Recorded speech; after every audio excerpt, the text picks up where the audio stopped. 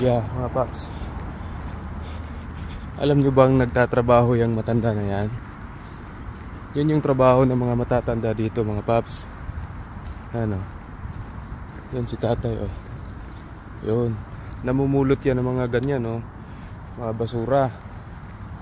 Sa mga ganitong mga park, o kahit sa mga lugar na pinupuntahan ng mga tao, diba, minsan may mga taong nagkakalat.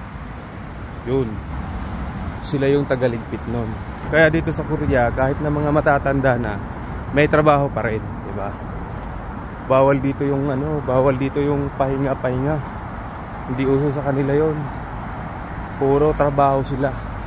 Tanging pahinga nila pag bakasyon. May mga araw silang nagbabakasyon. Yun lang yung pahinga nila dito.